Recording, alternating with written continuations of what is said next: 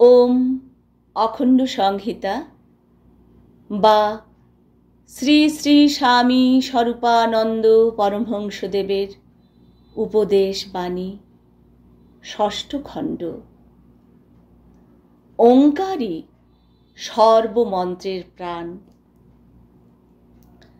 অদ্য বেলা 10 ঘটিকায় শ্রী শ্রী বাবামুনি নৌকাযোগে মাঝিয়ারা প্রত্যাবর্তন করিয়াছেন।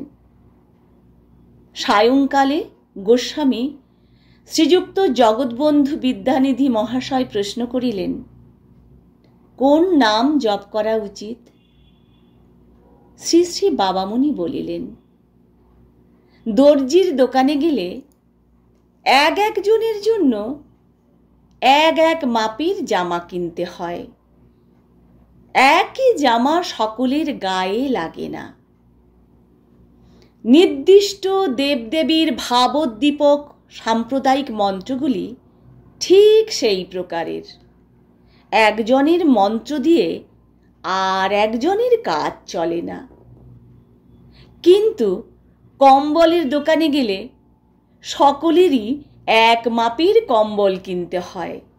আমি মোটাই হই আর সরুই হই, কম্বল মুড়ি দিয়ে বসলেই শীত খতম।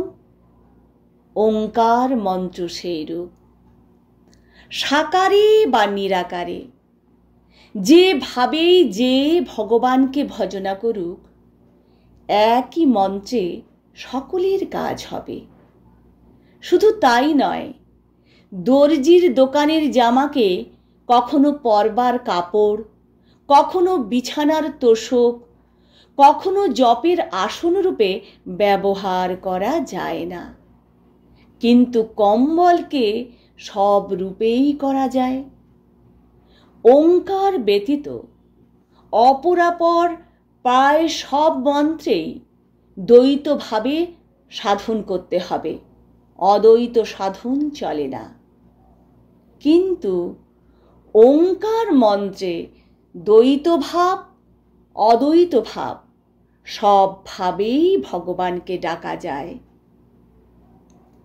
সব নামেই ওঙ্কার প্রচ্ছন্ন। একই হরিতকি যেমন সোনার ডিবায়, রূপার পাত্রে, পেতলের কৌটোয়, খোলা রেকাবিতে, শালের দোনায় বা খালি হাতে দেওয়া যেতে পারে। পাত্রটা কিসের তা প্রধান নয়, প্রধান হচ্ছে পাত্রটায় করে কি দেওয়া হচ্ছে। ঠিক তেমনি ওঙ্কারই সব নামে প্রচ্ছন্ন। এ কথার মানে হচ্ছে ওঙ্কারই সব নামের প্রাণ।